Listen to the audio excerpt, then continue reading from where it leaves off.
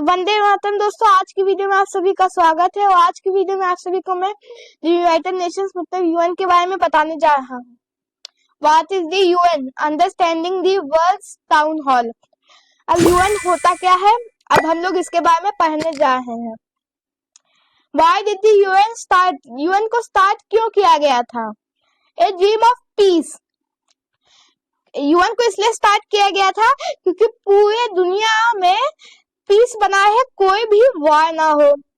After world war two ended in 1945, countries around the world wanted to make sure such a big scary war never happened again. They needed a way to talk through problems. अब जो बहुत सारे country थे, उन्होंने world war 2 के बाद सोचा कि हम वर्क करें और एक ऐसी कमिटी को बनाए जो वर्ल्ड वॉर 2 के बाद कोई दूसरा वॉर ना होने दे। तो उन सब कंट्री ने एक ग्रुप को बनाया जिसे हम लोग यूएन मतलब यूनाइटेड नेशंस के नाम से जानते हैं। अक्टूबर 24, 1945। अब यूएन की शुरुआत हुई थी अक्टूबर 24, 1945। Representatives from 51 countries met in San Francisco to sign the UN Charter. जब यूएन बन रहा था, मतलब अक्टूबर 24, 1945 को 51 कंट्री आई तुरंत, और सैन फ्रांसिस्को में जो यूएसए में है एक शहर है, तो साइन द यूएन चार्टर। एक यूएन चार्टर था, उस पे साइन करना था जिससे यूएन का वो मेंबर बन जाएंगे। तो उन्होंने साइन कर दिया, वो यूएन के मेंबर तुरंत बन गए। This is like a rule book to for keeping the world safe and fair for everyone. अब जो यूएन है वो एक तरह की रूल बुक है जो वर्ल्ड को सेफ रखती है और सबके लिए फेयर डिसीजंस लेती है। The symbol of peace. जो यूएन है वो एक सिंबल ऑफ पीस है, शांति का सिंबल है वो। The UN flag. यूएन का भी एक फ्लैग है, आप पिक्चर में देख सकते हैं। Have you seen this flag? It has a map of the world surrounded by 2 olive branches. In ancient history, olive branches were a symbol of peace. The map shows that the UN belongs to everyone on earth, no matter where they live. अब जो UN का flag है, उसमें आप देख सकते हैं कि बीच में अपनी अर्थ है, पृथ्वी है, और उसके आसपास आप देख सकते हैं कि 2 ऑलिव ब्रांचेस हैं जो कि शांति को प्रेजेंट कर रही है। मतलब जो पूरा वर्ल्ड है उसमें यूएन शांति बनाकर रखता है। और 4 मेन गोल्स। अब यूएन के 4 मेन गोल्स क्या हैं? कि पीस, शांति बनाना, helping countries solve their arguments by talking instead of fighting. अब जो यूएन पीस कैसे बनाता है, वार को कैसे स्टॉप करता है? जब किसी भी 2 कंट्री में कोई दिक्कत होती है, आर्गुमेंट होती है, तो वो कंट्री सीधे यूएन के पास आते हैं और यूएन उसका सोल्यूशन देता है उन कंट्री को, और इससे वॉर नहीं होता है। अगर यूएन ना हो तो ये सारी कंट्री वॉर कर देंगे, जिससे वर्ल्ड वॉर 3 हो सकता है। Be friends. यूएन के वजह से ही बहुत सारी कंट्री एक दूसरे में फ्रेंड्स हैं। Encouraging all nations to be good neighbors and work together. UN सब कंट्री को कह रहा है कि सारे नेशन को सही आपस में मतलब मिलजुल कर रहना चाहिए और साथ में काम करना चाहिए। तो इस बात के कहने से यूएन के बहुत सारे कंट्री मान गए हैं। Help people work to end hunger, disease and poverty around the globe.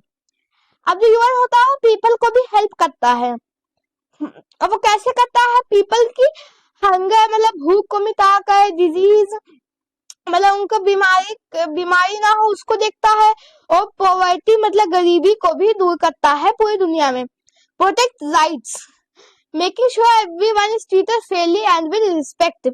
अब जो राइट्स हैं, जो यूएन है उसने कुछ ह्यूमन राइट्स बनाए थे, और ह्यूमन राइट्स में यूएन ये कहा है कि यूएन पूरे जो वर्ल्ड में जितने भी लोग हैं वो भले ही कैसे भी हो, लेकिन सबको एक तरह से ही ट्रीट किया जाएगा। A massive global family. 193 member Nations, और अभी प्रेजेंट में जो यूएन है उसके पास 193 मेंबर्स है, जो उसके मेंबर है country. Everyone has a voice, सबके पास आवाज है यूएन से कुछ बात रखने की। Today almost every single country in the world is a member of the UN, from the biggest nation to the smallest nation, every country gets a seat at the table to discuss world issues. आज के समय में हर एक country लगभग United Nations का member बन चुका है, भले ही वो सबसे बड़ा नेशन क्यों ना हो जैसे रसिया, और सबसे छोटा क्यों ना हो जैसे कि ताइवान। और एवरी कंट्री के पास यूएन में एक वोट होती है। इसी के वजह से यूएन हर कंट्री के लिए एक सीट और वो वर्ल्ड इश्यूज को भी डिस्कस करवाता है एक बार साल में। How the UN works, UN work कैसे करता है? Inside the headquarters in New York city, और जो यूएन का हेडक्वार्टर है वो है न्यूयॉर्क सिटी, जो कि यूएसए में है। द इम्पोर्टेंट पार्ट्स, अब यूएन के भी कुछ इम्पोर्टेंट पार्ट्स होंगे क्योंकि पूरी दुनिया को संभालना कुछ ही कमेटी का वर्क नहीं है, तो इसमें बहुत सारे पार्ट हैं। तो इसमें मेन वाले पार्ट दिए गए हैं। General assembly, the main meeting place where all 193 countries talk about world problems and vote on solutions. अब जो जनरल असेंबली होती है उसमें यूएन के सारे मेंबर जो कि 193 है वो एक बार साल में आते हैं, और एक मीटिंग होती है जिसमें यूएन इम्पोर्टेंट डिसीजन के लिए बताता है कि हमें क्या करना चाहिए, हमें क्या नहीं करना चाहिए। साल में एक बार मीटिंग होती है ये वाली।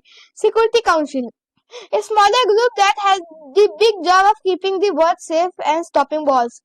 और सिक्योरिटी काउंसिल है वो एक छोटा ग्रुप है, लेकिन उसके बाद बहुत बड़ी जॉब है कि वर्ल्ड को सेफ रखने की और वॉर को रोकने की।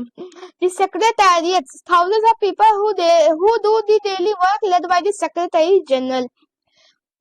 अब जो सेक्रेटेरिएट होता है उसमें सेक्रेटरी जनरल कुछ यूएन के स्टाफ जो सेलेक्ट होता है उनको भेजता है। उसमें रोज यूएन के बहुत सारे स्टाफ होते हैं, 2000-3000, वो सब वर्क करते हैं इसी में।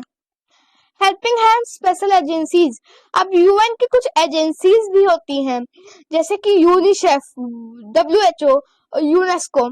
तो यूनिसेफ क्या होता है? Works to make sure every child is healthy, safe and goes to school.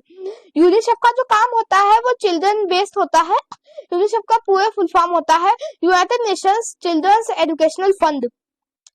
तो यूनिसेफ का जो काम है वो पूरी दुनिया में जितने भी बच्चे हैं उनकी गरीबी को दूर करना, उनका स्वस्थ रखना और उनका एजुकेशन को भी ठीक करना, ये सारी जिम्मेदारी है यूनिसेफ की। अब WHO को देखते हैं। The World Health Organization helps fight diseases and keep people healthy. अब WHO होता है उसका फुल फॉर्म है वर्ल्ड हेल्थ ऑर्गेनाइजेशन, और WHO पूरे दुनिया में हेल्थ के बारे में देखता है और सब लोगों को बताता है कि कैसे अपने स्वास्थ्य का ध्यान रखें। और जब कोविड हुआ था तो WHO ने बहुत महत्वपूर्ण भूमिका निभाई थी। UNESCO protects beautiful old buildings, nature and helps people learn together. अब जो यूनेस्को होता है इसका फुल फॉर्म है United Nations Educational, Scientific and Cultural Organization. UNESCO सबसे पॉपुलर एजेंसी है यूएन की, और इसके पास सबसे ज्यादा जिम्मेदारी है।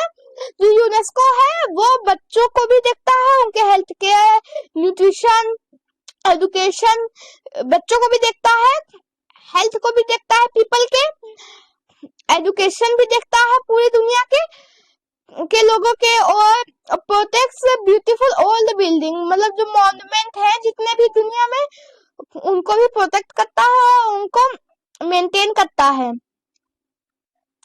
माइलस्टोन इन हिस्ट्री, अब यूएन के क्या अचीवमेंट्स है, यूएन ने क्या किया है 1945 से अभी तक। तो यूएन ने 1945 the UN is officially born in San Francisco. UN का फॉर्मेशन सैन फ्रांसिस्को में किया गया था 1945 को। 1948 declaration of human rights is signed. अब 1948 में यूएन ने ह्यूमन राइट्स बता दिए थे पूरी दुनिया को। अब 1965 UNICEF wins the Nobel Peace Prize. अब 1965 में हुआ यूनिसेफ को नोबेल पीस प्राइज दिया गया क्योंकि उसका वर्क, उन्होंने बहुत अच्छा वर्क किया था। अब 2015 में क्या किया गया? 17 global goals for a better world are launch. 2015 में पूरी दुनिया के लिए 17 ग्लोबल गोल्स लॉन्च किए गए जिन्हें हम लोग सस्टेनेबल डेवलपमेंट गोल्स मतलब एसडीजी कहते हैं। तो दोस्तों आज की वीडियो में बस इतना ही और हम लोग मिलेंगे किसी दूसरी एजुकेशनल वीडियो में। तो आज के लिए बस इतना ही और हम लोग मिलेंगे किसी दूसरी वीडियो में।